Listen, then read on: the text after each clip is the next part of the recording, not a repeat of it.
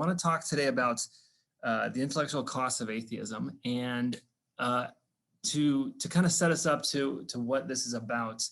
I want to give the story of how my journey in apologetics started, because this really drives everything, or it really drove everything to get me going into apologetics to begin with.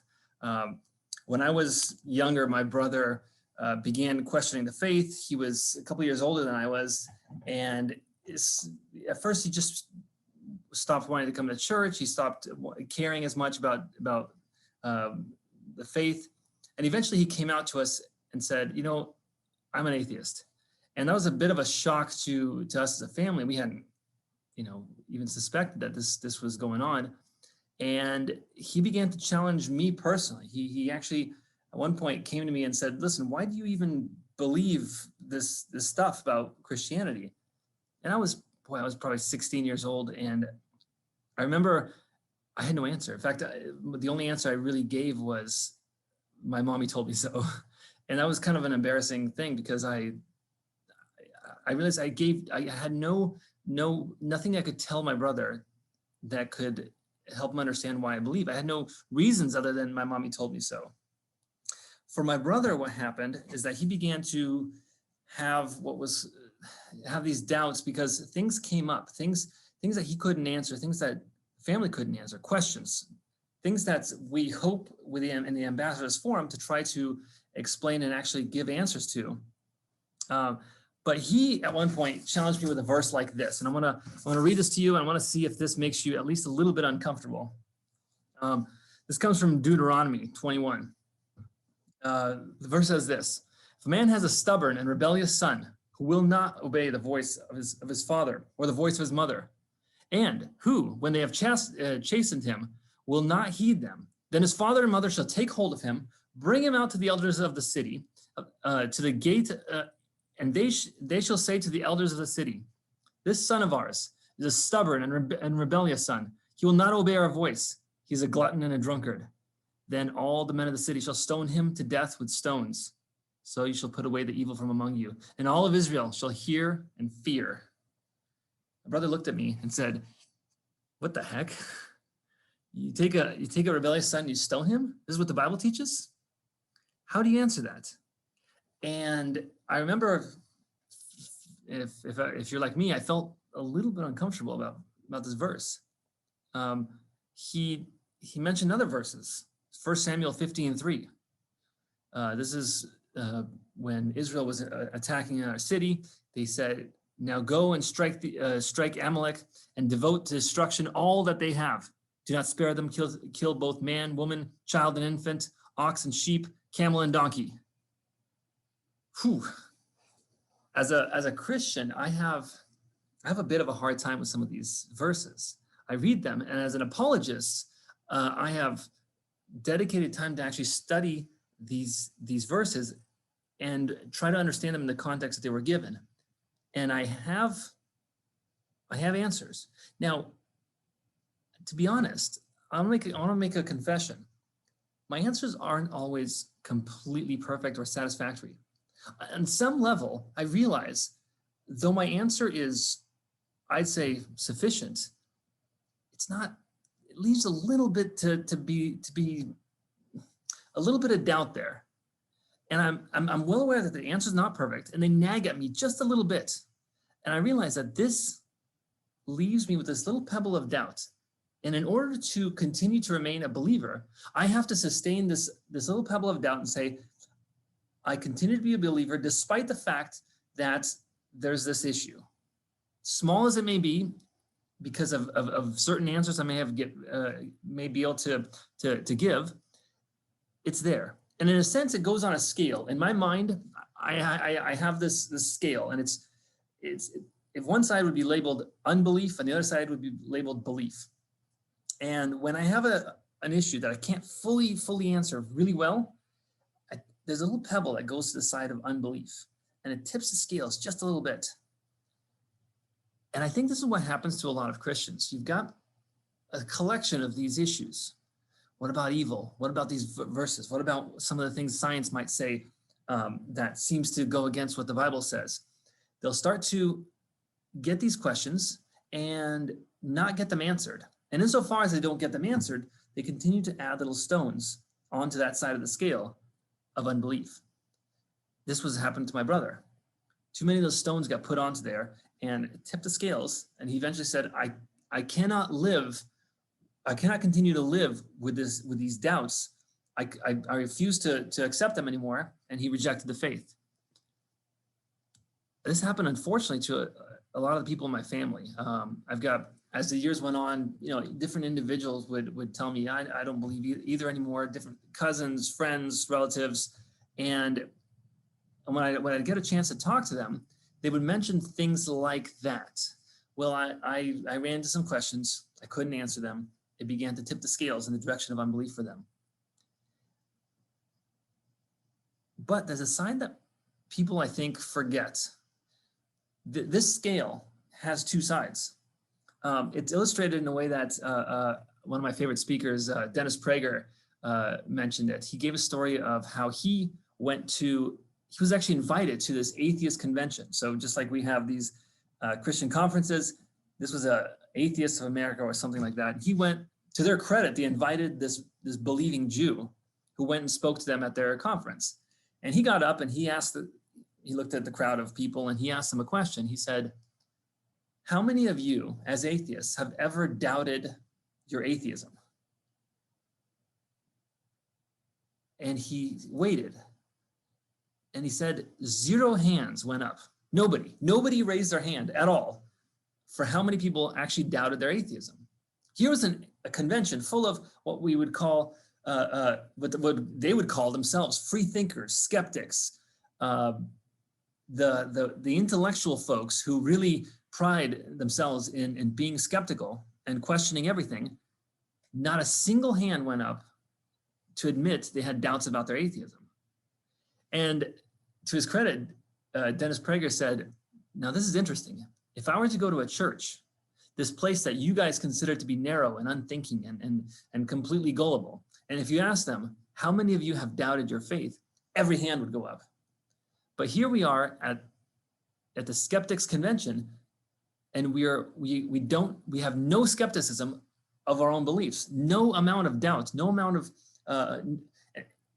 questioning of what you believe in. This is surprising. And these atheists, I think, have forgotten that there is this other side to it. There is a side, the scale, that, again, if you go back to the scales in your mind and you put pebbles on that side where you question certain aspects of your faith and it tips it to unbelief, there are things that go on the other side that tip it away from unbelief to belief. The problems that each side has that we call the intellectual costs of holding your belief. So if you want to continue to be a believer, one of the intellectual costs is accepting that God would allow evil, or that there are certain verses that make it tough to explain. These are the intellectual costs. We continue to be believers and we continue to have these costs. What I want to look at is, what are the costs that the atheist bears? What are those things that he's ignoring that he, in order to continue to remain a skeptic, has to hold on to? Now, some of these you guys are well aware of. If you've done any amount of studying in apologetics, these won't be new arguments. But what I want to do is put them in light of doubt for the atheist. Because when I had my most recent conversation, I have a friend who's an atheist, and we talk about this stuff regularly. This is what I posed to him. I said, I've got these arguments, fine. You've got these doubts about Christianity, fine. But what about your doubts in atheism? Don't they outweigh the doubts in Christianity? And here's the kinds of things I brought up. So I want to start going through kind of a little bit of a list of the doubts that atheists need to have in order to continue to be atheists. The first is pretty obvious, is the beginning of the universe. This idea of something from nothing. So it's been said that whereas Christians or religious believers must explain the problem of evil, atheists must explain everything else. And it really, that points to the question of, where did everything come from? Where did we have a universe? It began to exist. Where did it come from?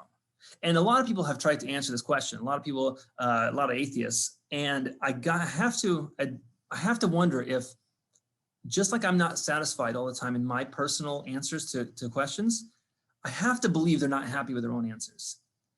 I read Daniel Dennett's book, Breaking the Spell. Daniel Dennett's an atheist, actually considered one of the new atheists. And in the book, he writes about the universe, and he makes a claim that to me is shocking. He writes this. He writes, in speaking about the universe, he writes, "It, we have seen, does perform a version of the ultimate bootstrapping trick. It creates itself ex nihilo."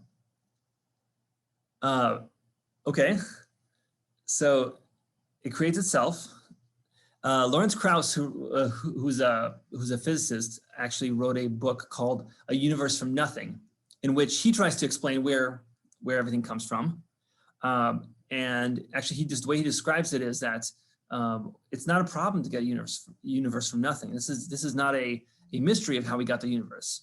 Well, all you need to do is start with this roiling sea of energy, and you can get the universe from nothing.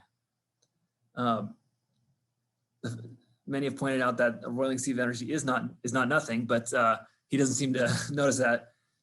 Stephen Hawking also weighed in on the issue. He wrote, "People have always wanted answers to the big questions. Where did we come from? How did the universe begin? What is the meaning and design behind it all? Is there anything out there? The creation accounts of the past seem less relevant than credible. We are each free to believe what we want. And it's my view that the simplest explanation is that there is no God. No one created the universe, and no one directs our fate." That's Stephen Hawking. So in other words, in order to be an atheist, you got to accept that the universe came from nothing. You don't only have to believe that it's possible that something can come from nothing, but in fact, everything actually did come from nothing.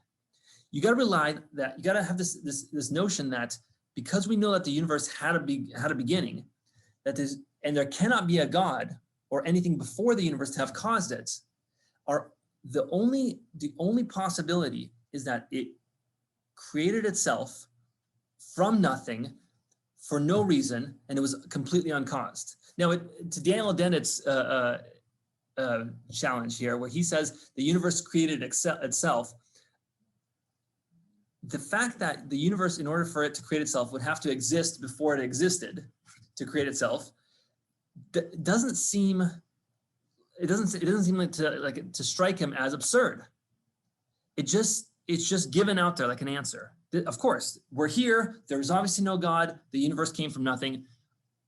It came from nothing for no reason. I gotta believe that on some level, when an atheist says that the universe came from nothing, uncaused for no reason, that just like when I have doubts about my faith, he's got to have this little tinge of doubt that says, that's a little bit absurd. Just a little bit. In fact, I'd like to say it's a lot absurd. So if you could think back on the scales now, you're back to the scales of your mind, and you have some doubts about your faith, and they're little pebbles that sit on one side. They tip the scales to unbelief. And now we have this problem of the beginning of the universe. And in order to be an unbeliever, you would have to have this doubt, this issue that says the universe can come from nothing. How big of a pebble is that?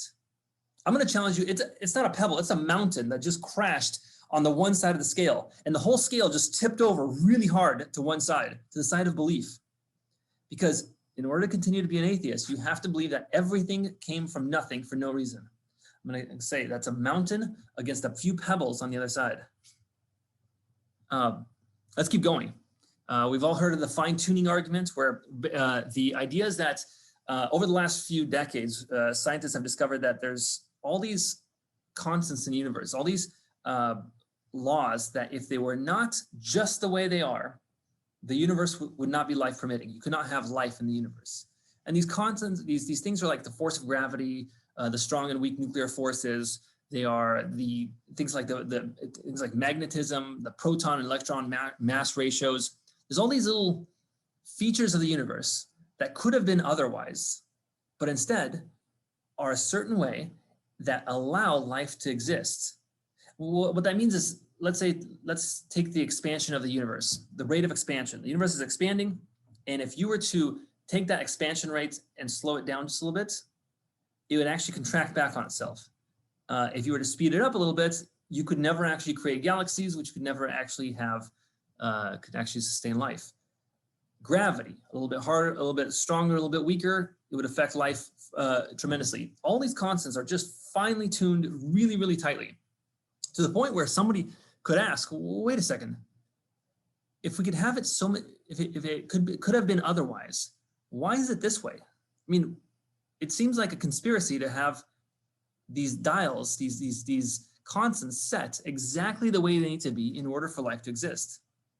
So the atheist is challenged with these facts, and we have to sit here and wonder, okay, what are my options? There's only really two options. Either the Christian is right, and that's that way because God designed it that way, or the atheist is right, and his only option is that it happened by chance. Now, this isn't like a 1 in 1,000 chance or a 1 in a million chance. This is like 1 in a billion chance. I mean, we're talking the kinds of odds that stacks against this idea that it happened by chance is massive. It's a bigger number than you can write on any sheet of paper. It's huge. So now again, the atheist is faced with a problem.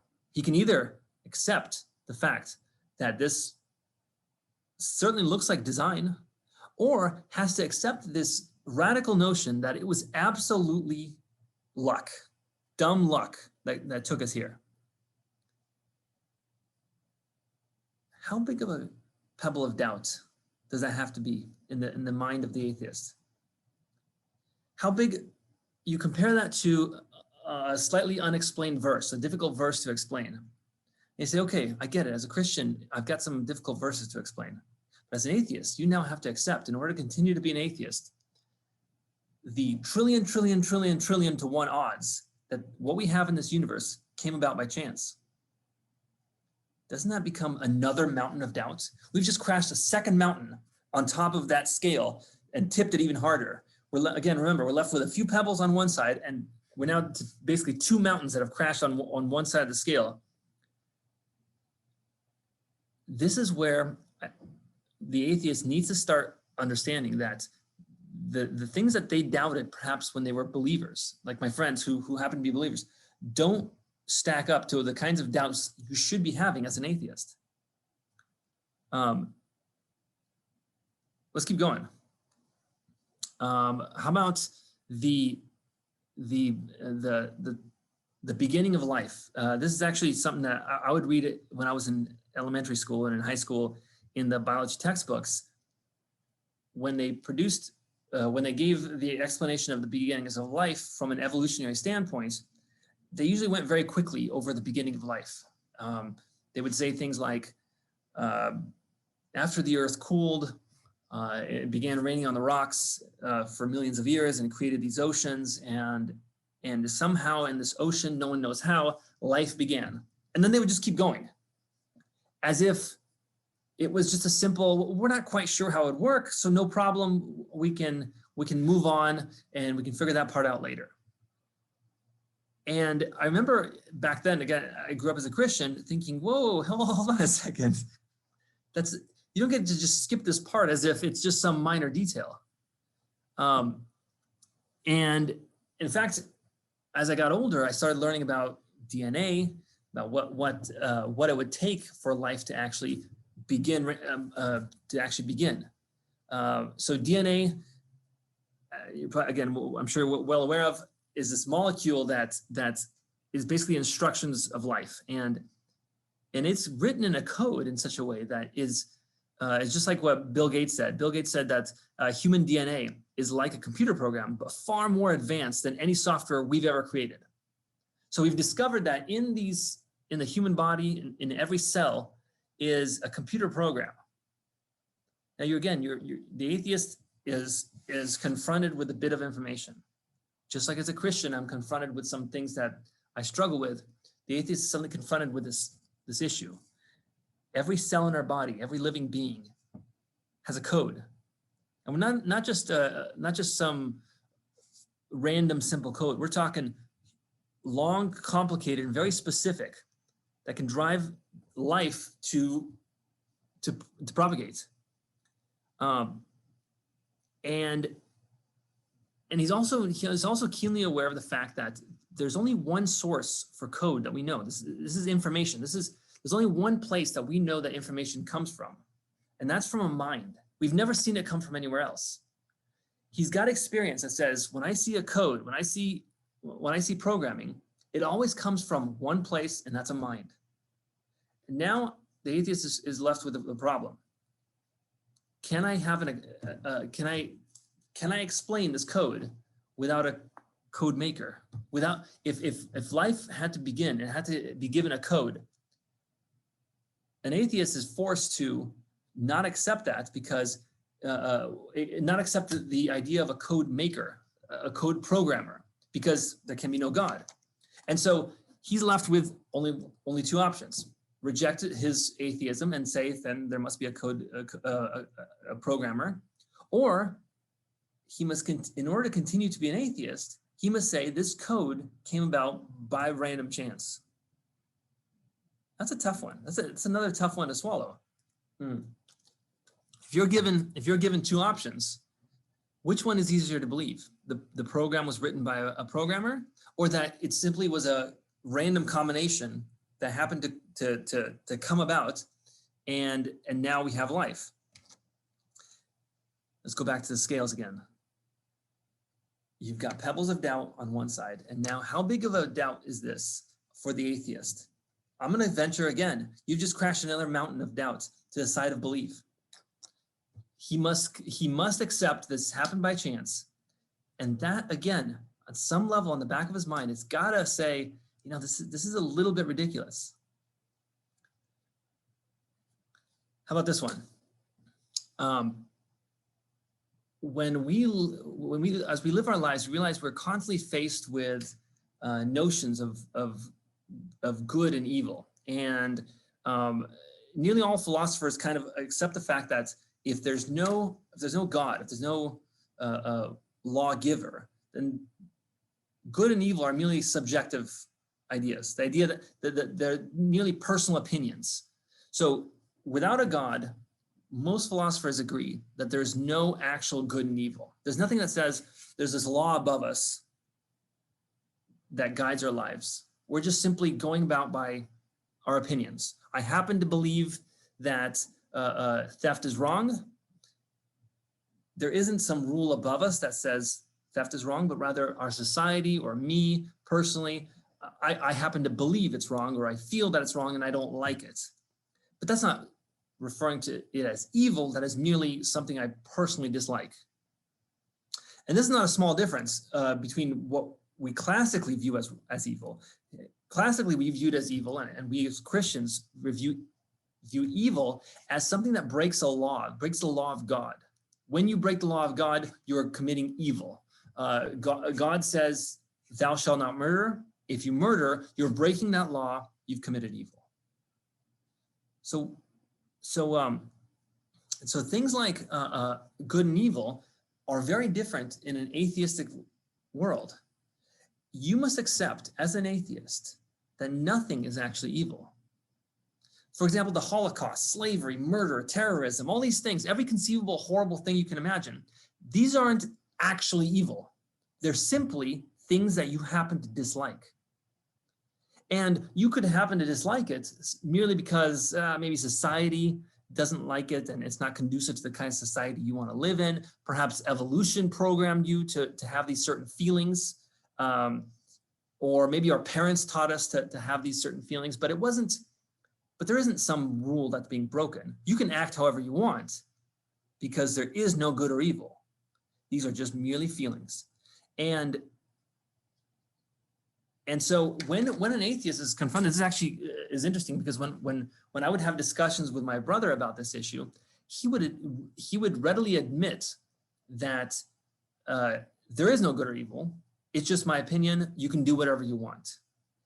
And yet, in the very next sentence, he would then begin to complain about Christians, how Christians are hypocrites and how bad they are and how there's, priests that abuse people, and that religious people are dangerous and they cause more evil and war and suffering in the name of religion than anything else. And I'd stop and I'd say, whoa, whoa, whoa, hold on. You just finished telling me how good and evil are merely social constructs. They're evolutionary based and so on. There's no such thing as good and evil. We can do whatever we want. Where did you get all these complaints suddenly about Christians being bad?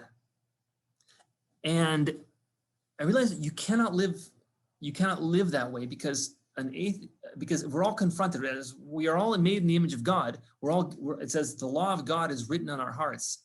And so it comes out of us. You just can't help it. It comes out of us, and you start complaining about evil, even though as an atheist, you cannot hold to evil as a reality. And so when, again, confronted with this, the atheist has to say, regardless of how I feel and how I speak many times, and how much I think that certain things are wrong, I have to believe that they're not actually wrong. There's no law out there. In order to continue to be an atheist, I have to accept that this is true. There is no good or evil. When he says that, I wonder how much the belief really is there. I wonder how much doubt there is in that statement. When you see suffering, when you see problems, when you complain about political issues and wars and hypocrites in the church and all these things, when you complain about all those things, doesn't it give you a tinge of doubt that maybe these things really are actually bad? I'd say it gives us another, if you go again back to the scale, I would say that drops another large load on the side of belief. Because if you doubt that there is such thing as good and evil, if you actually believe that good and evil exist, then you have to actually accept the fact that God exists because of that. We're going through these. Let's go through at least one more here. One more issue that comes up between religious people and atheists, and that's the idea of free will. Now, this is something that is a little more complicated, but if you imagine that atheism is true, and what we are is merely biological animals, machines. There is no soul, there's no spirits, there's nothing but our physical makeup. We are meat all the way down. That just means that we may be very complicated, but we're just simply machines. Our brains are complicated computers that run a program that takes certain inputs, and we do certain actions just like any other computer does. It can't be any other way, because again, if there is no soul, no spirit, what makes us act is merely the biological functions of our brain. We are a program, we have a computer, it's right there, it runs, and based on the inputs we get, we do certain actions. And because of that, just like a computer doesn't have free will, it doesn't make decisions, it just runs a program, neither do we have free will. We just run a program. We think we have free will. We think we come across a choice, and I can pick up my phone, or I can set it down, or I can move it over here, or I can throw it across the room if I want. That idea that I can, if I want, really isn't there. I'm being fooled, because again, all I have is a program that's running, and everything that's going to happen is running like a machine. There's no, this idea of free will, it's just simply an illusion. We're just merely our brain. And everything we do is merely like dominoes falling. When I was a kid, I would set up these really big, complicated sets of dominoes on the floor, and I'd love to watch them, just I'd tip one side of the dominoes and they'd start following this path, and they'd snake around the room in the way I set them up. And I realized before I knocked over the first domino, everything that was going to happen in that row of dominoes was already predetermined, right? So when you set them up and they're in a straight line and they curve around the table or something, that last domino is going to fall eventually if I knock the first one down. As soon as I knock the first one down, they're going to go. We're the same way.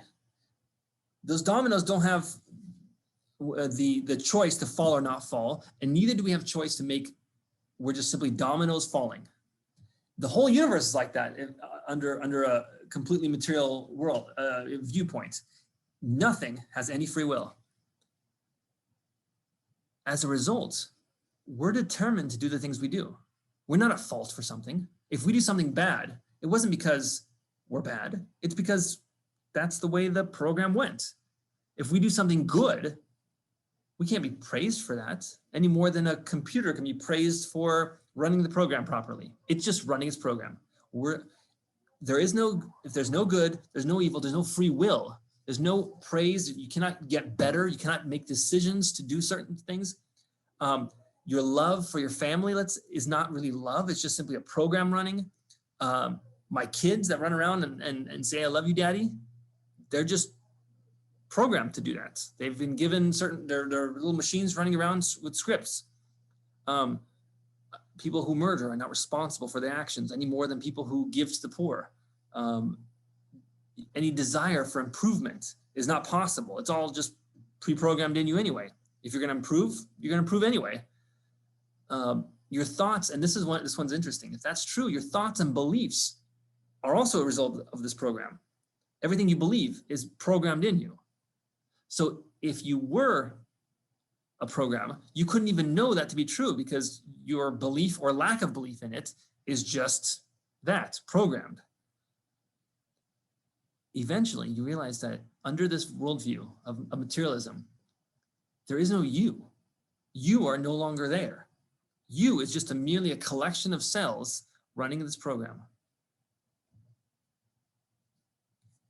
But I wonder if people actually accept that. I mean, if there's one thing I have is access to myself. That's one thing that I know more than anything else is what is happening as we're behind the veil here. And I guess I could be fooled, but I doubt it. I doubt it because there's one thing I know is I am living my life with this free will that I get to choose. I highly doubt that that's actually the case, that I'm merely a script running. If it were, anything I say, anything I do wouldn't make sense anymore. It would just merely be noise and stuff being that was pre-scripted. So again, to continue to be an atheist, I have to accept this other bit of information, this other thing. And that's the idea that there is no free will and there is no me at all. Now, how much do I doubt that? How much would I doubt that there is no me? I'd say that's another mountain of doubts that comes crashing on the side against atheism.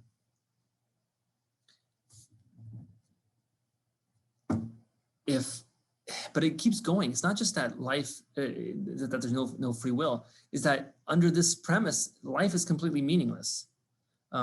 Nothing you do matters. Nothing there is no good or evil. There's no opportunity for improvement.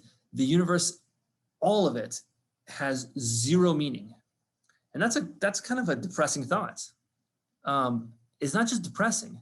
It also seems to go against what we know to be different, what we know to be true.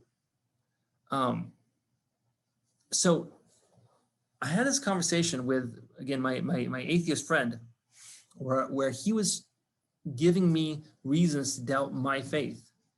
And I said, here, don't you feel like these reasons here I gave you would add some level of doubt? And what was fascinating was that he would fall on this notion that, yes, but we'll eventually have answers for some of these things. Science continues to advance, and we're getting more and more answers to these things. I said, no. Not only do we not have answers to these things, but the more we study, the worse it gets. Things like DNA, things like the fine tuning, all these things are getting worse and worse for you. But he kept going back to challenging me with some of these tough verses. And I granted him, yeah, some of these verses are a little bit hard to reconcile. I gave him an answer to that verse about stoning your child. And I said, here's my answer.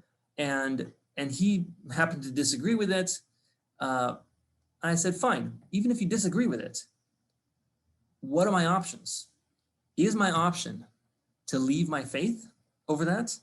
Because if I do, I can't just simply leave my faith. I accept another faith that goes against this. And that comes with a lot more baggage than the faith I'm leaving. The faith I'm leaving, granted, has a bit of baggage, at least for me. Some of the questions are tough to answer, but I'd have so much more under atheism. And this leads me to the point I want to make. People who reject the faith usually only look at the difficulties in their own faith and ignore the alternative and the amount of baggage that it comes with. So when you encounter tough questions that are hard to solve, issues in your faith, keep that in mind. Yeah, it might add little pebbles. It might add little chunks, little pebbles of doubt. Always look for the right answer. But remember, in rejecting it, you're not just rejecting your faith, you're actually accepting mountains and mountains of doubt, of these issues that come with atheism. If you keep those in mind, at least it does it for me. My doubts in my faith suddenly seem so small. It's so small compared to what I would have to accept on the other side. And then we add on top of that the reasons for believing and the reasons and the personal experience I've had with God. And I'll tell you, as much as I have certain questions left, I almost can't get myself to doubt anymore. I sometimes try. And I can't do it. I can't do it simply because in rejecting it, I'd be accepting so much more that doesn't make sense. So that's the thing I want you guys to try to remember. Now, what I want to do is just kind of open it up for discussion. Just say if you guys have questions, but actually not just if you have questions, but if you have comments or things you want to discuss. We do have a bit of time left, and so Mike, I want to hear if people have texted stuff in, or if anyone has some questions. I don't know how we plan on opening up people's mics. Yeah, absolutely. Well, thank you so much, Adrian. Let's give him a round of applause. Thank you so much for all those thoughts today. That was awesome. They're clapping. We just can't hear them yet. Okay, so we have some time. We have about 20 minutes actually for question and answer. I didn't see anything in the chat. Some of them may have been addressed to you, Adrian, in private. So I would maybe open up your chat and see if anything came in. But other than that, you guys can feel free to unmute, or I can unmute you if you like, give me a thumbs up or raise your hand, and I can get that, and so we can start this Q&A session. Can't wait.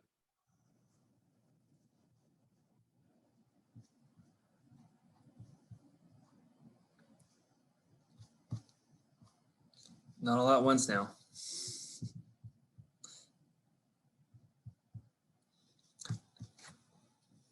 I do have a comment here in a private chat.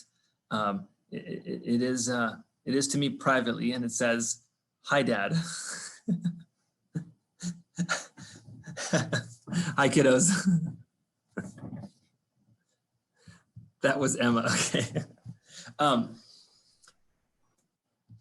Okay. To break the silence, I'll ask something here, Adrian, if you can hear me out there. There are hard materialist atheists in the academic world, like you mentioned Daniel Dennett. I think you mentioned Daniel Dennett. That might have been okay. I think the previous breakout session I went to also mentioned Daniel Dennett, so I'm confused.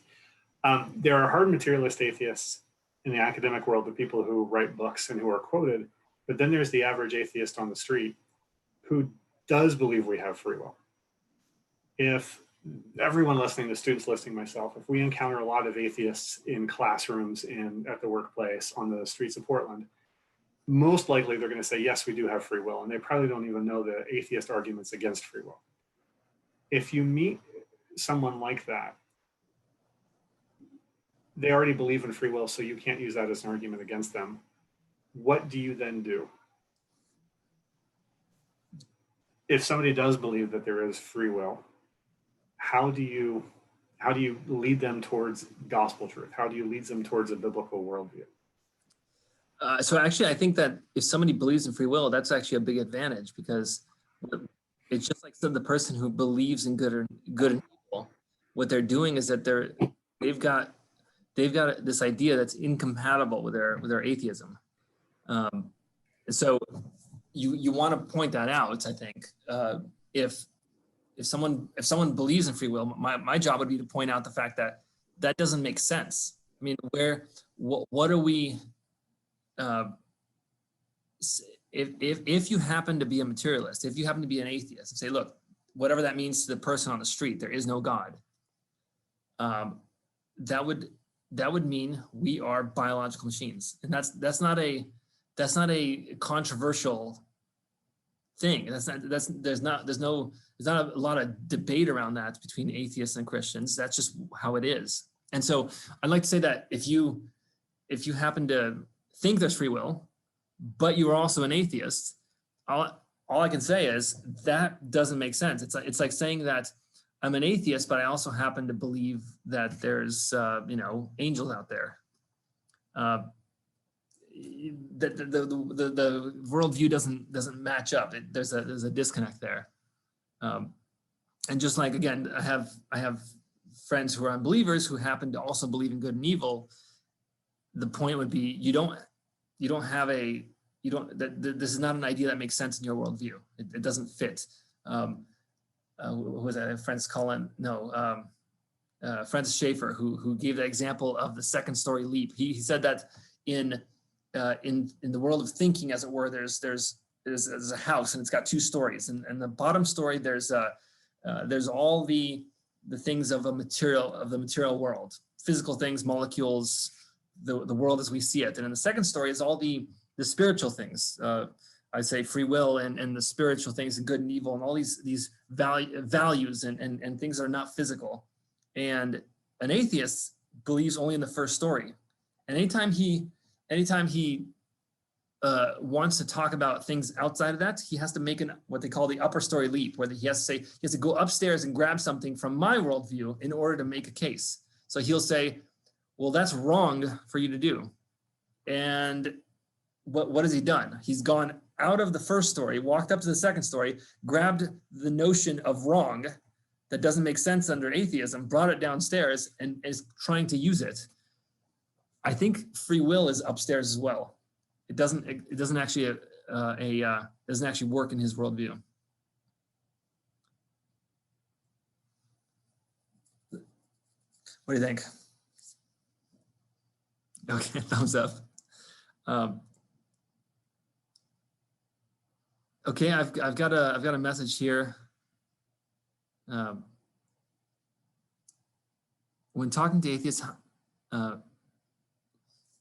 atheists, let me bring this up real quick. When talking to atheists, how do you discern when to press the issue and argue logically versus when the problem is an issue of the soul? And arguing, would you go nowhere, and they need to be reached in a different way? Actually, that's a good question, because actually this came up last night in some of the youth talks we had. We had some youth sessions where people were just talking, and one of the people brought up that they had a brother who was no longer a believer because his girlfriend died in a car wreck. I mean, it was a kind of tragic situation, and he said, how can God exist if my girlfriend he would allow my girlfriend to die in a car wreck? And they, in some way, they wanted, what's the Christian answer to that? And I said, well, the Christian answer to that is going to be to give them a hug and be next to them for a while, because I don't think they're looking for a philosophical answer to why my girlfriend died in a car wreck. That's not the time to bust out your 5 points of William Lane Craig and give them the philosophical argument. So, and other times it's an issue of in this question, it's whether it's an issue of the soul, like a rebellious issue. I remember in a lot of my discussions, actually, this is fascinating. I've had quite a few discussions long-term with atheists. And one of the things that happens is at some points, like all discussions, sometimes I'll be making good points and sometimes they'll make good points. And I'd like to say I concede a good point when I hear it. But occasionally I'll find myself on the winning side of the argument and I'll press them on an issue. And the more I press, if they're unwilling to concede the points, every single atheist that I've discussed with at some point, when I'm pressing them and I feel like I've got some good arguments, will suddenly burst out in this angry tirade against God. It's happened over and over again. It's almost like clockwork now, where you press them and at some point it comes out this burst of anger at God. I could copy and paste some of these discussions I've had here about how God is an evil tyrant and I would put a bullet in his head if I met him, and out comes this just vitriol. And at this point, it's kind of like, there it is. There is the problem that we've got here. It's not about evolution. It's not about science. It's suddenly it comes out, and that's I think at that point I feel like I've done my job. Like I've brought out the soul problem, and now it's between them and God, because I can't resolve that one. You're on mute. Thank you. Yeah, so we have another question here from Lily. And also one quick thing, when you talked about atheists kind of getting mad at God, how can you get mad at someone that doesn't exist? Is another great argument for that. Like, why are you mad if you don't believe that there even is a God? Why are you mad at God? But anyways, so Lily asked, many atheists support LGBTQ plus rights. Does atheism support these rights? And if so, how do these rights fit into atheism as a whole? That's a great question, Lily. This actually goes to the kind of point I was making earlier, that what you've got there is a second story leap. If this is a great way to bring out the problem of good and evil. When talking to my atheist friends, they may wax eloquent. They may talk about how there's no such thing as good or evil, but as soon as you give them their hot button, like LGBT rights, find something that is a hot button. Say something incredibly bigoted and horrible. Say, I think we should stone gay people.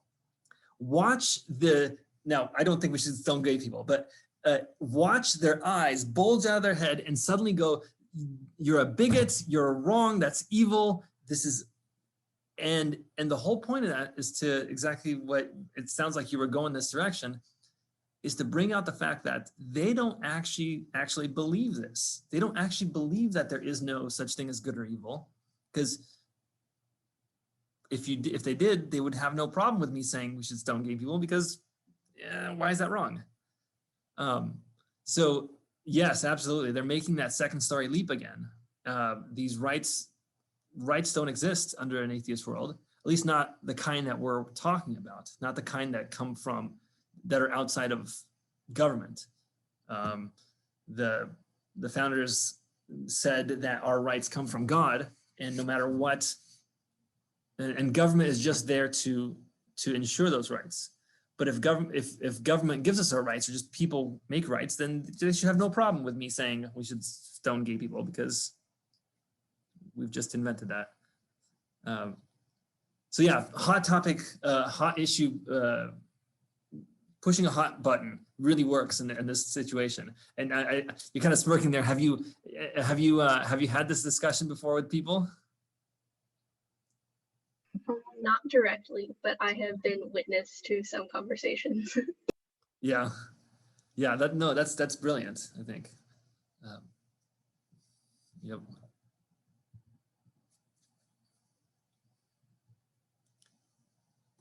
Okay, we're getting close to the end here. If anybody else has any other questions.